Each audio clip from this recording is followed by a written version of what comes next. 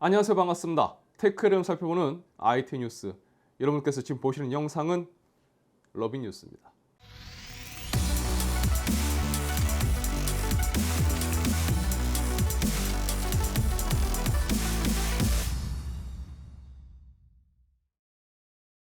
자, 16일 SK하이닉스는 연산 기능을 갖춘 메모리 반도체, 프로세싱 인 메모리, 줄여서 PIM을 개발했다고 밝혔습니다. 이 보도 자료 내용이 굉장히 좀 많은데요. 주요 내용을 정리를 해보면 메모리에 연산 기능을 넣었다고 보시면 되겠습니다. SK하이닉스는 PIM이 적용된 제품으로 GDDR6 AIM 샘플을 개발했다고 합니다. 초당 16Gbps 속도로 데이터를 처리할 수 있는 GDDR6 메모리에 연산 기능을 추가한 제품인데요. 이 제품을 사용하게 되면 특정 연산 부분에서 속도가 최대 16배까지 빨라진다고 합니다. 이 주요 사용 영역은 머신러닝이라든지 고성능 컴퓨팅 작업, 그리고 빅데이터 연산과 저장 등에 활용될 수 있다고 합니다. 또한 주요 특징으로 메모리의 기본 전압이 1.25V로 일반적인 GDDR6보다 낮고, 메모리의 자체 연산을 통해서 CPU나 GPU로의 데이터 이동량이 줄어들어서 CPU라든지 GPU의 소모 전력을 감소시키는 효과도 있어서 시스템 에너지 소모에서 80% 가까이 절감할 수 있다고도 전했습니다. 자, 이 소식을 접하신 분들 중 제 뉴스 영상을 꾸준히 보셨던 분들이라면 아마 이쯤에서 뭔가 떠오르는 게 있으실 겁니다. 자, 바로 지난달 삼성이 MRAM 기반으로 인메모리 컴퓨팅을 최초 구현했다는 그 소식입니다. 그러니까 SK하이닉스가 공개한 이 PIM도 결국 인메모리 컴퓨팅 범주에 속하는 제품이라고 볼 수가 있는데요. 그때도 설명드렸었지만 인메모리 컴퓨팅이라는 게 단순히 사용할 데이터를 저장을 하고 연산하는 CPU로 전달하는 역할만 했던 게 기존의 메모리였다면, 이 메모리에 연산 기능을 추가함으로써 병목 현상 없이 데이터의 처리 속도를 높이는 게 주요 특징이라고 할 수 있을 겁니다.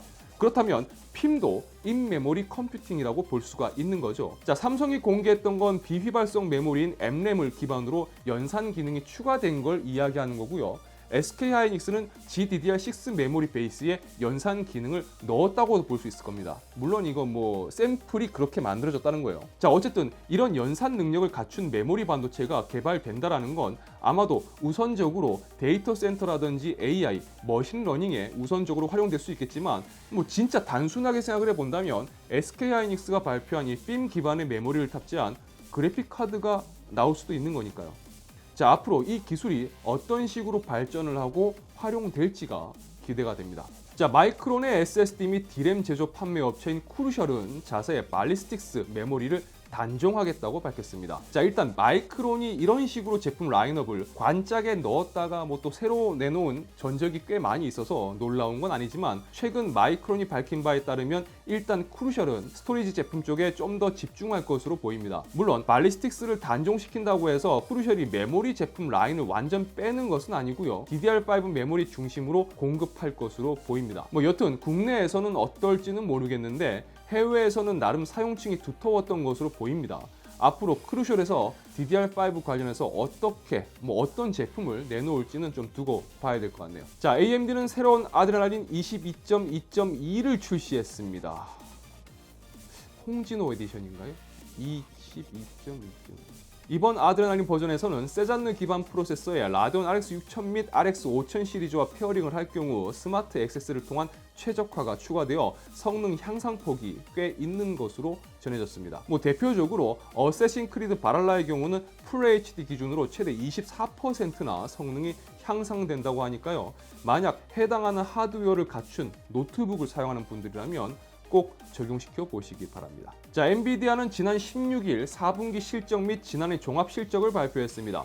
우선 4분기 매출은 전년 동기 대비 53%가 증가한 76억 4천만 달러를 기록했고요. 지난해 총 매출은 269억 1천만 달러로 전년 대비 61%가 증가했습니다. 자, 게임 사업 부분에서는 4분기 매출 34억 2천만 달러로 전년 동기 대비 37%, 전분기 대비 6%가 증가했고요.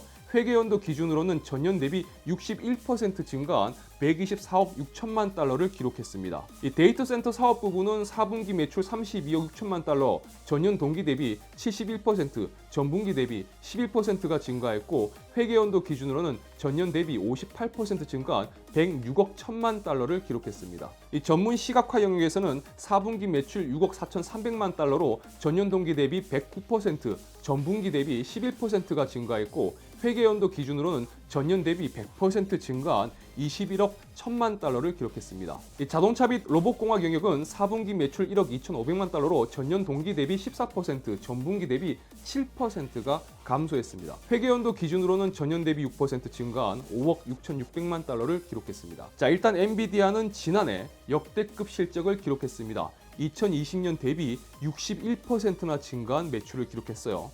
이 데이터 센터 사업 부분이 전년 대비 58% 증가한 부분이라든지 엔비디아가 강조하고 있는 옴니버스가 포함된 전문 시각화 영역 등에서 100%가 증가하는 등 안정적인 성장에서 필요한 사업 부분에서의 매출 성장은 상당히 긍정적으로 볼 수가 있을 겁니다.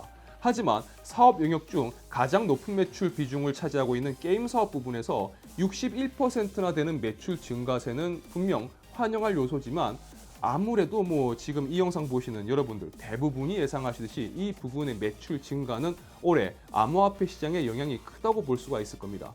따라서 암호화폐 시장의 성장세가 올해 주춤할 경우 엔비디아가 게임 사업적 부분에서 영향을 받게 될 수 있다라는 부분은 불안 요소로 볼 수 있을 겁니다. 자, 사실 이 정도쯤 되면 실적 발표 자료에서 게임 사업 부분에서 이걸 다룰 게 아니라 암호화폐 사업 부분을 사실 하나 더 추가하고 그쪽으로 디테일한 자료를 분류를 해야 하는 게 아닐까 싶긴 한데 말이죠. 우리는 궁금하잖아요. 만약 그렇게 분류가 되면 과연 거기는 어떤 식으로 자료가 나올지.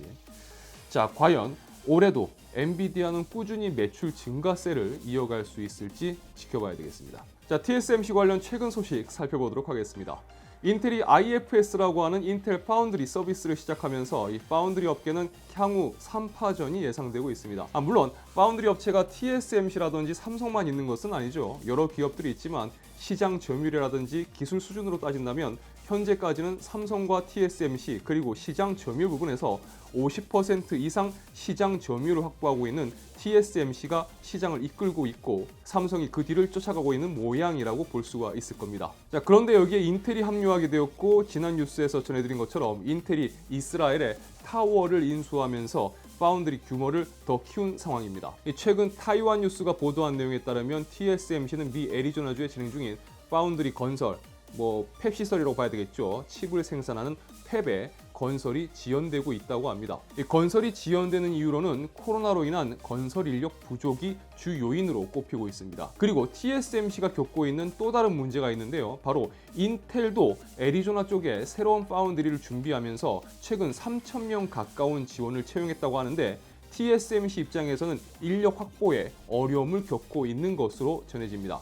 어쨌든 이 정도 문제점들은 다 해결하겠죠. 다만 TSMC가 애리조나 쪽 파운드리 시설 가동 부분에서 인텔과 경쟁 구도가 나오게 되었고 아무래도 이 부분에서는 현지 기업인 인텔보다는 좀 밀리는 상황인 것 같습니다. 자, 유튜브 러브라츠에서는 IT 관련 정보와 리뷰 언박싱 그리고 팁을 전해드리고 있습니다.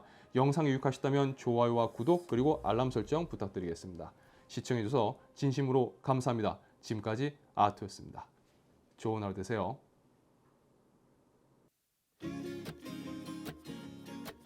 자, 오늘 국밥충님이 생일이라고 하십니다. 국밥을 좋아하시는 것 같아요.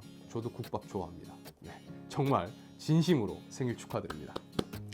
금요일이잖아요, 그렇죠? 오늘 예전 같으면 불금의 생일이면 진짜 친구들과 핫하게 생일 보냈었을 텐데 참 시국이 시국인지라 좀 소박하게 보내셔야 될 것 같아서 이 부분이 참 안타깝습니다. 그래도 속닥하게라도 저는 생일 잘 보내실 거라고 생각을 하고요.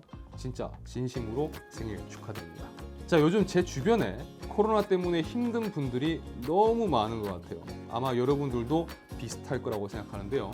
이럴 때 뭐 방법이라고 한다면 뭐 정말 좀 더 조심하는 수밖에 없겠죠. 사람을 만나더라도 꼭 필요한 자리가 아니라면 외출이라든지 외부 접촉 피하시고 마스크 착용과 개인 위생에 더욱더 신경 쓰는 수밖에 없을 것 같습니다. 거듭 말씀드리지만 가족과 함께 지내시는 분들은 소중한 가족을 위해서라도 좀 불편하더라도 더 신경 써주시길 부탁드리겠습니다. 자, 힘든 시기지만 우리 잘 이겨봅시다. 다들 힘내요. 자, 구독자 여러분 사랑합니다.